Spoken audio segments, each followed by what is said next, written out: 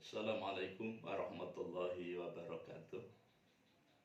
Alhamdulillah, pagi ini kita diberi kesempatan oleh Allah Subhanahu wa taala untuk memasuki babak baru setelah kemarin kita diberi kesempatan untuk meniti kehidupan selama 24 jam.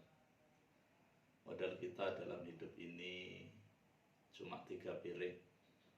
Sepiring pagi, sepiring siang, sepiring malam. Kalau besok kita masih hidup, berarti kita modalnya 3 piring. Hidup ini mudah karena yang membuat mudah itu adalah Allah Subhanahu wa taala.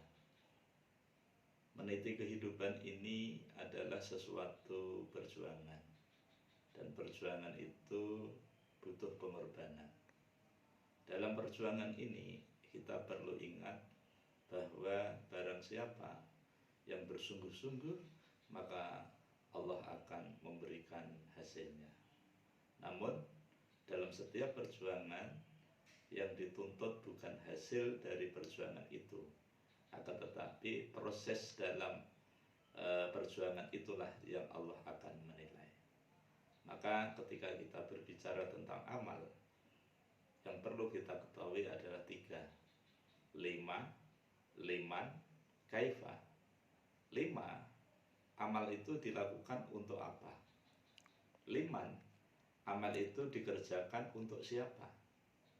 Kaifa, pekerjaan amal itu dikerjakan dengan cara apa? Supaya apa yang dilakukan dalam hidup ini bernilai di sisi Allah, maka 5-nya adalah karena Allah menyuruh. 5-nya kita lakukan semata-mata untuk Allah. Bagaimana caranya? Maka kita lakukan ibadah itu sesuai dengan petunjuk Rasulullah Shallallahu Alaihi Wasallam.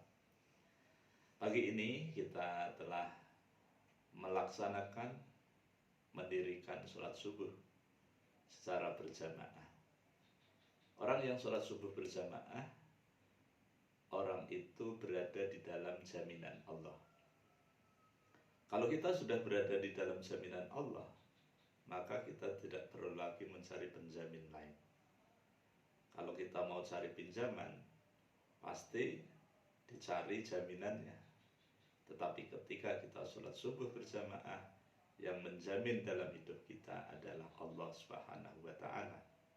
Karena Allah Subhanahu wa taala adalah zat yang maha segala-galanya, maka tidak ada kekuatan lain kecuali dari kekuatan yang Allah berikan kepada kita. Nah, oleh karena itu, mari kita istiqomah dalam melaksanakan sholat subuh berjamaah. Ketika kita sholat subuh berjamaah, Allah tambahkan pahala seperti orang yang sholat malam sepanjang malam. Dan itu tidak mungkin kita bisa melakukannya. Tetapi sebagai umatnya Rasulullah, kita diberi peluang amal sedikit tetapi pahalanya banyak. Kalau tadi malam kita sholat isya berjamaah, maka Allah pun tambahkan pahala kepada kita seperti orang yang sholat malam setengah malam. Itu pun juga kita belum pernah bisa melakukannya. Paling-paling kita sholat malam sepertiga malam atau 1 jam sebelum subuh, 11 rakaat misalnya. Nah itu ya. Nah kemudian ketika kita sholat sunat 2 rakaat sebelum subuh tadi, maka Allah beri pahala kepada kita lebih baik daripada dunia dan isinya. Dunia dan isinya. Kalau kita bicara dunia itu isinya 4 tak.